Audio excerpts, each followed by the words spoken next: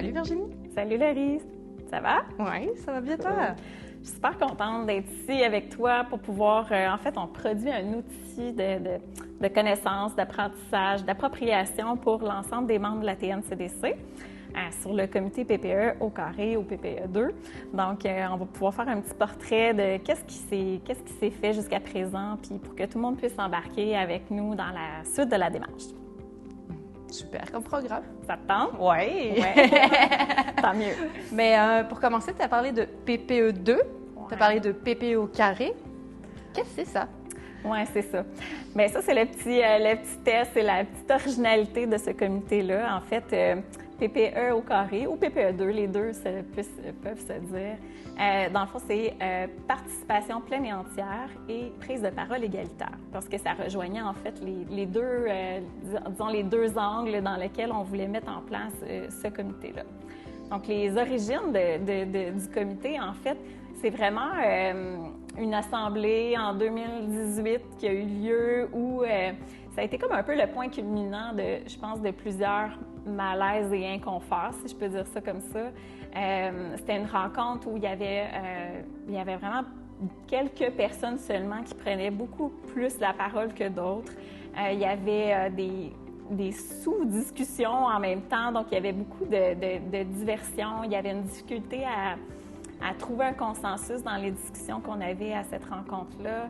La façon dont la salle était disposée aussi, ça créait vraiment un malaise, un inconfort. Puis, il y a un des participants, un des membres, en fait, que, pour ne pas le nommer, c'est Stéphane Théoret, qui était directeur de la CDC Solidarité Villeray, qui a été, en fait, l'étincelle parmi tout ce groupe-là qui ressentait le même inconfort, mais tu sais, des fois, c'est difficile à nommer. Puis, c'est vraiment dans le climat de la rencontre. Donc, il a dit, il faut faire quelque chose, il faut résoudre ces tensions-là ou ces difficultés-là. On est capable collectivement de créer un moment pour réfléchir à comment on pourrait favoriser des discussions plus intéressantes ou en tout cas plus enrichissantes collectivement. OK, on parle d'un changement de culture. Oui, tout à fait. Donc, on avait de grandes ambitions à ce moment-là. Ça fait que, dans le fond, dès que Stéphane a eu l'idée, rapidement, même sur place, à la fin de l'Assemblée, on s'est dit, OK, on se revoit, puis comment on fait les choses? On a interpellé Anne Vadeboncoeur à la TNCDC, qui a aussi partagé, en fait, l'invitation à l'ensemble du réseau qui a envie de participer à ce tout nouveau comité-là, qui va se pencher sur cette prise de parole-là, puis pouvoir la favoriser le plus possible. Donc, c'est parti de ce moment-là. Et rapidement, on a trouvé notre nom original, PPE au carré, puis on a pu, à ce moment-là, dire, c'est quoi nos grands objectifs? On a pu nommer nos préoccupations, nos inconforts, mais on a visé aussi des objectifs à ce moment-là. Et les objectifs, c'est donc de développer des mécanismes pour favoriser cette prise de parole, mécanismes de toutes sortes? Oui, c'est ça. Dans le fond, on voulait vraiment mettre en place des mécanismes, des moyens, des façons de faire en sorte que dans le déroulement de nos rencontres, dans l'animation, dans même la disposition de la salle, tout ça, ça prenait plein de formes en fait, mais on s'est dit il faut vraiment développer ces mécanismes-là pour ancrer la nouvelle culture qu'on proposait dans le fond au sein d'un réseau. On avait aussi vraiment une préoccupation et une perspective par rapport à l'approche féministe en fait.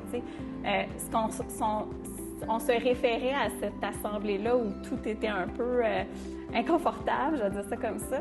Mais ce qu'on voyait, ce qui ressortait pour nous, c'était vraiment que la prise de parole des femmes était moins là, était absente. Les femmes étaient plus silencieuses, elles doutaient à prendre la parole, ça semblait plus difficile.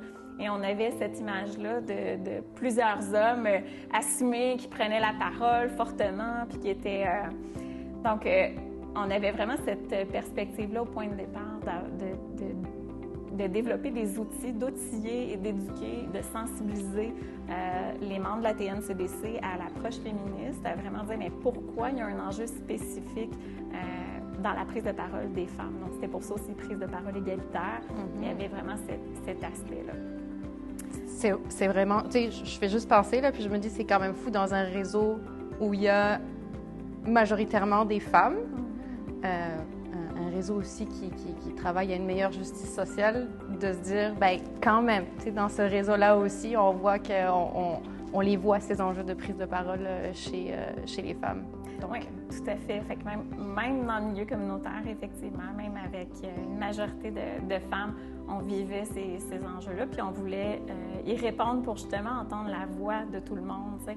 C'est vraiment dans nos objectifs puis dans notre réflexion, il y avait ça, c'est de dire, bien, ce réseau-là auquel on adhère, pour lequel on a un grand sentiment d'appartenance, ce réseau-là, il est fort de cette diversité-là de paroles. Et pourtant, si on n'entend pas la parole de toutes et tous, bien, on se prive un peu, en fait, de cet apport collectif-là. Donc, il y avait vraiment ce souci-là au niveau de l'approche féministe. Il y avait aussi toute la volonté d'avoir des mécanismes de suivi, d'avoir des outils, de laisser des traces de ce processus-là, de cette démarche-là, à la fois pour nourrir la TNCDC puis ce réseau-là que nous sommes, mais aussi pour faire des petits dans chacune de nos CDC puis à l'échelle du Québec, finalement, que chacune des CDC puisse s'approprier en fait la démarche puis se poser la question de quelle façon, dans ma propre CDC, je peux intervenir, changer mes pratiques, en fait, puis favoriser cette prise de parole-là. Donc, on avait ce souci-là également. Puis, toute la question aussi d'une éventuelle, parce que c'était plus un souhait à ce moment-là, mais d'une éventuelle positionnement de la TNCDC dans cette perspective-là de pouvoir prendre des positions peut-être plus engagées, féministes de ce point de vue-là, puis il y avait la perspective, en tout cas, d'un aspect de prendre une place médiatique autour de ça et de se sentir bien outillé pour pouvoir le faire. Donc, c'était les grandes lignes de ces 4 objectifs-là. Bien, moi, j'espère qu'on va garder cette ambition. Oui, tout à fait. Bien, un des éléments super importants dans l'ensemble de cette démarche-là, ça a été de prendre conscience que ça prendrait du temps aussi. Tu l'as bien nommé en début, tu sais, de ce changement de culture-là. Il prend du temps, il faut être patient, il faut vraiment prendre le temps d'aller dans chacune des étapes, puis de voir, d'installer de petites choses pour que chacun à son propre rythme, individuellement et collectivement, parce qu'on a fait tout ce travail-là aussi au point de départ, qu'il y ait une prise de conscience, une introspection, qu'on puisse se dire, OK, on vient ajouter un petit élément de plus, comment moi je me sens dans ma propre prise de parole, puis qu'on puisse installer graduellement ce changement-là pour éventuellement poursuivre les étapes. Mais toi, Laurie, quand est-ce que tu es arrivée dans cette démarche-là? Parce que, bon, moi, j'étais là au début, donc je peux parler de l'historique, mais tu es arrivée aussi en ligne de compte. Bien, c'est bon que tu me poses cette question parce que j'allais justement te demander comment vous aviez préparé. Tu sais, vous étiez une gang là, qui s'est dit, on veut travailler là-dessus. Et puis, tu as dit aussi, ça prend du temps, changer une culture. Puis, je pense que ce groupe-là, quand même, allait peut-être bouleverser un petit peu certaines choses, mais en voulant y aller tranquillement, je me demandais comment, tu sais, vous aviez travaillé cette première rencontre à laquelle moi, j'ai assisté, mais juste comme participante. Donc, c'était la première fois que le comité PPE Carré organisait un moment d'échange, en fait. Puis, moi... ça m'a vraiment beaucoup marqué. Je ne sais plus si c'était en 2018 ou en 2019, peu importe, mais c'était un moment où déjà on a parlé de la prise de parole pleine et entière sous un angle résolument féministe. On en a fait déjà un enjeu féministe et ça, pour moi, c'était déjà très fort parce que c'est pas tout le milieu communautaire qui prend ce genre d'angle. Et la deuxième chose qui m'a vraiment marqué dans cette première rencontre, c'est qu'il y a eu des témoignages de différentes personnes qui pilotent des CDC et c'était des témoignages super diversifiés. C'était, oui, majoritairement des femmes qui ont pris la parole, mais il y a aussi des hommes qui ont pris la parole pour justement témoigner à un moment ou un autre de leur vie, que ce soit dans le réseau ou pas dans le réseau, mais de parler de cette difficulté que ça peut représenter de prendre la parole et de se faire entendre finalement. Et je voyais les réactions des gens dans la salle au début. Tu sais, il y en a qui étaient un peu comme « OK, on va se faire parler de trucs féministes. » OK. Et à la fin, tu sais, des gens qui, justement, étaient dans ce processus de prise de conscience de « OK, mais ça me concerne. Ça me concerne parce que moi aussi, des fois, je la prends pas, cette place-là ou cette parole. Mais des gens aussi qui ont dû se dire « Eh, pelay, mais c'est parce que moi, je la prends pas mal, cette parole-là et cette place-là. Qu'est-ce qui se passe? Est-ce que j'ai quelque chose peut-être à faire ou à déconstruire? » Alors, moi, là, cette espèce de moment où on sentait qu'il y avait des mini-prises de conscience qui popaient, ça m'a vraiment marqué. Je me suis dit, moi, je veux faire partie de ce truc-là, c'est sûr. Oui, tout à fait. Oui, effectivement, bien, on a installé plein de petits changements dans la logistique aussi, dans l'animation, dans les techniques de réflexion puis de discussion en sous-groupe, puis l'animation dont tu fais référence. Oui, il y avait comme on a fait une petite histoire du mouvement féministe, puis effectivement, peut-être pour certains, c'était le bof, tu sais, je sais pas trop si je vais apprendre quelque chose, mais on venait ancrer dans ces témoignages-là, en fait, dans le vécu puis les réalités des gens. Puis oui, c'était super intéressant parce qu'il y avait une diversité. Puis, comme tu l'as mentionné, tu sais, ça devenait plus, en fait, l'enjeu uniquement du comité PPE au carré, mais on lançait, en fait, vraiment la démarche en disant, bien, finalement, ce qu'on est en train de nommer par ces témoignages-là, est-ce que vous êtes en train de témoigner à tout le monde? C'est que ça appartient à toutes et à tous, tu sais, puis que vraiment les résultats, puis en fait, la justification, je vais dire ça comme ça, mais c'est un gros mot, mais de cette démarche-là, bien, vous êtes en train de dire qu'on a de bonnes raisons de mettre en place la démarche, puis que ça va, on le laisse partout, porter des résultats par la suite. Fait que lors de cette première rencontre qu'il y a eu du comité PPE2, il y a eu, comme tu disais tantôt, une présentation en fait, un peu un historique du mouvement féministe au Québec. Puis ce qui est intéressant, c'est que par la suite, on a continué, le comité, à être accompagné par l'ère des centres de femmes, parce que ben, c'est bien, une fois qu'on a ouvert la parole et qu'on a dit « faut faire de quoi », qu'est-ce qu'on fait concrètement? C'est quoi le type de mécanisme qu'on peut utiliser, les outils en fait qu'on peut créer? Et l'ère des centres de femmes nous a parlé du processus de délibération que je pense personne d'entre nous vraiment ne connaissait, même si tout le monde en entend parler, on ne savait pas vraiment ce que c'était, et elle nous a présenté ça comme étant un outil en fait qui permet non pas de museler certaines paroles, mais de permettre l'expression pleine et entière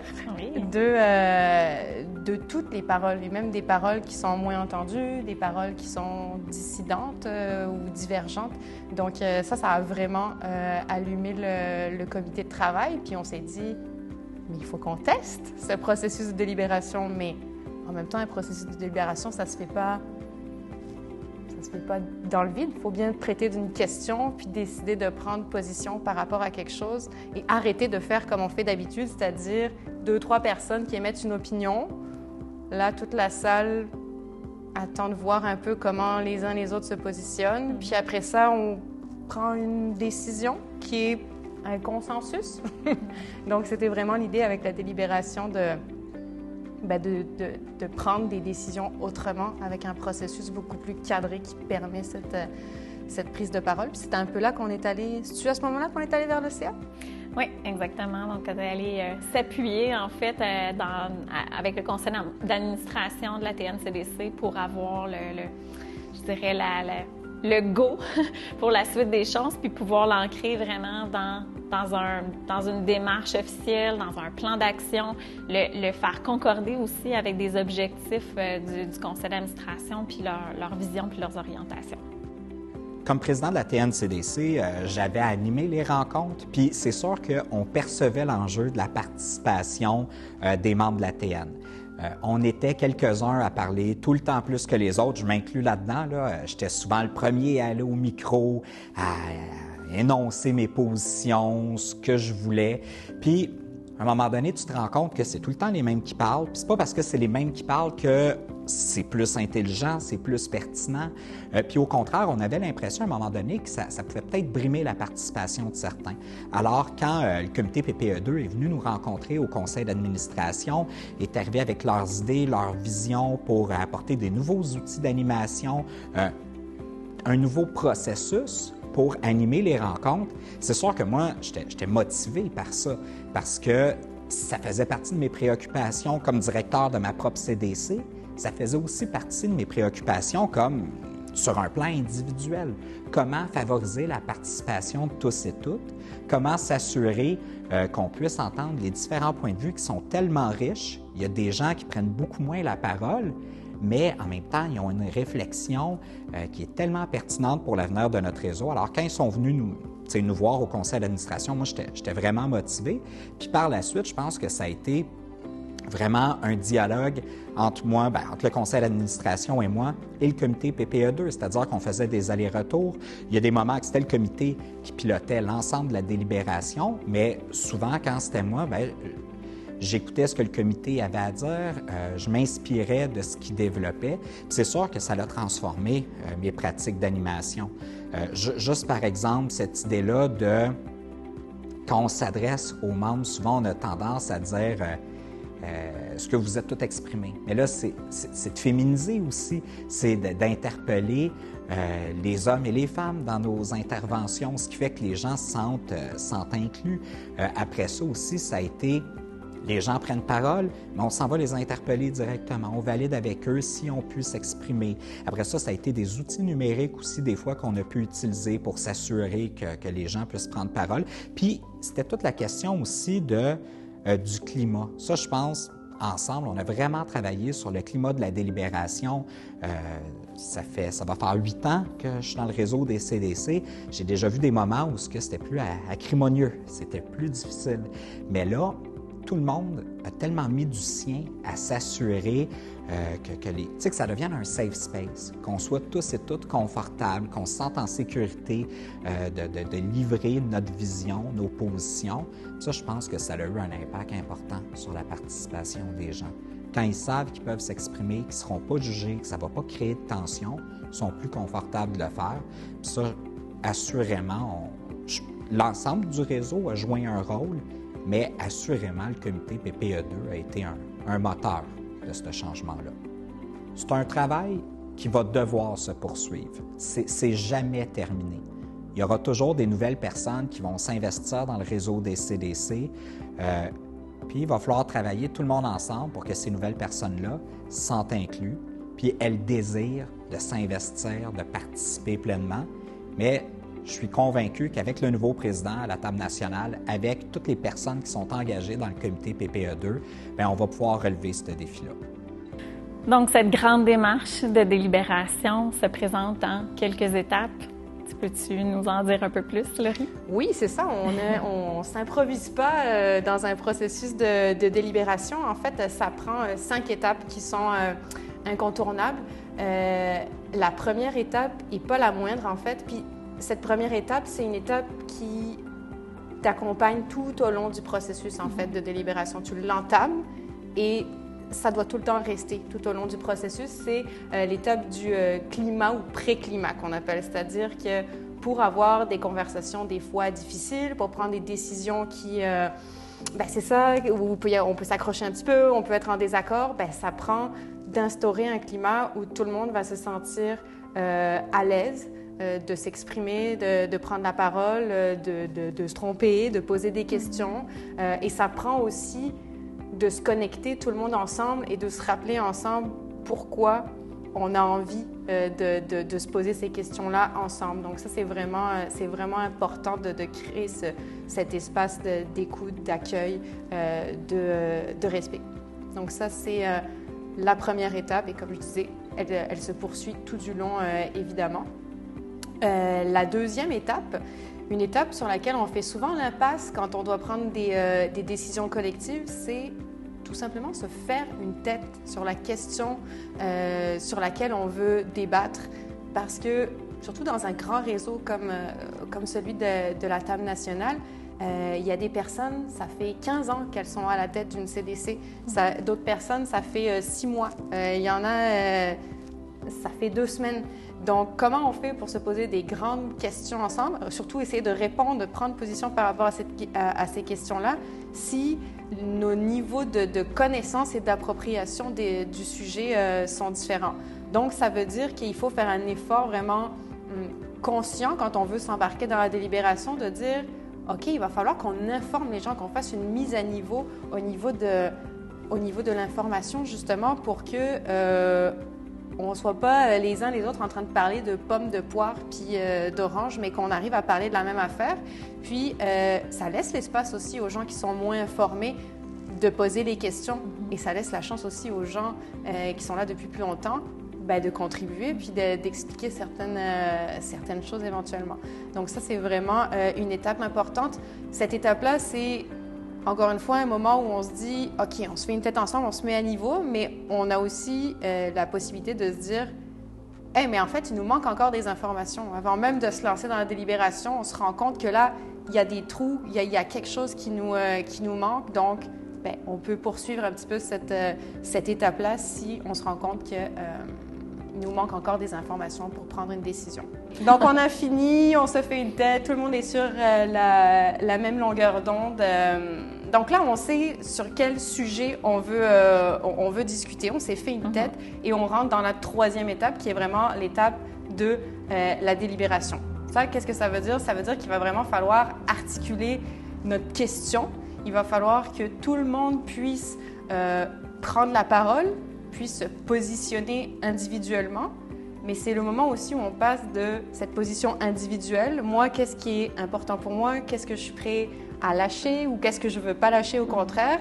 Et donc, c'est de ce passage du « je », ça c'est ce que je pense, vers le « nous ». C'est là où on doit s'en aller parce qu'après, il va falloir qu'on prenne une décision collective. Donc, la délibération, c'est vraiment ce moment de prise de parole entre les gens. Et encore une fois, c'est un moment où là, on est pleinement dans ce souhait de prise de parole pleine et entière. Tout le monde exprime son opinion, tout le monde, même si c'est quelque chose qui va à contre-courant, on peut le dire. Et en fait, on a la responsabilité de le dire à ce moment-là. Donc ça, c'est vraiment la délibération. On jase, on aime faire ça. Et là, on rentre dans la 4e étape, qui est la prise de décision. À un moment donné, OK, c'est beau, on s'est dit plein d'affaires, on a réussi à être en désaccord, peut-être même des fois en accord, mais là, il faut qu'on arrive à se positionner et qu'on prenne cette fameuse décision. Ça, donc, c'est la 4e étape. Et 5e étape, c'est on passe à l'action. Une fois qu'on a pris position ou qu'on a pris une décision, on passe à l'action. Et là, le petit punch, c'est qu'il n'y en a pas 5 des étapes, il y en a 6! Parce qu'en fait, après ça, on a un suivi, disons, ou une évaluation du processus qu'on a vécu, du passage à l'action qu'on a eu, puis on fait un retour. Est-ce que le processus, en fait, était adéquat, puis que ça a fonctionné? Donc voilà! Pas 5, mais 6 étapes. 5, 6. Super. Donc, tu l'as nommé tout à l'heure, le RI, on a exploré quelques pistes, on a débuté, en fait, parmi ces 5-6 étapes de délibération-là. On a quand même abordé certains éléments à l'heure actuelle à la table nationale des CDC. On a notamment, puis moi je trouve que c'est une étape importante, on est venu vraiment nommer nos forces comme réseau, puis nos valeurs qui nous portent, pour pas perdre de vue en fait le pourquoi on fait cette démarche-là, en quoi finalement on possède toutes les qualités comme réseau pour pouvoir porter ce processus-là, puis le pourquoi on le fait, c'est vraiment notre motivation. En fait, on veut continuer d'être ce réseau-là qui porte la couleur des différentes CDC qui les animent. Donc, on a quand même fait beaucoup de choses en ce sens-là, aussi sur se faire une tête, comme tu le nommais dans les étapes de délibération. d'échanger, commencer à échanger de l'information, tout ça, parce que là, la grande question qui va nous permettre de voir les étapes suivantes après l'étape 2, c'est la question du développement et du financement du réseau. Donc, le comité PPE au carré, en collaboration avec d'autres comités de travail de la TNCDC, on va se questionner par rapport à ces grands enjeux-là. Et dans le fond, on va pouvoir utiliser les fondations qu'on a déjà mis en place avec les premières étapes pour faire un pas de plus, puis pouvoir, disons, aborder des questions justement un peu plus délicates ou un peu plus difficiles, puis permettre la prise de parole pleine et entière et la prise de parole égalitaire pour tout notre réseau. Hey, merci Virginie, c'était vraiment le fun de se remémorer ce qu'on a vécu, puisqu'on va continuer à vivre avec PPE au carré. Oui, merci Laurie pour tout ce chemin qu'on a parcouru ensemble et tout ce qui reste à faire. Bye! Bye!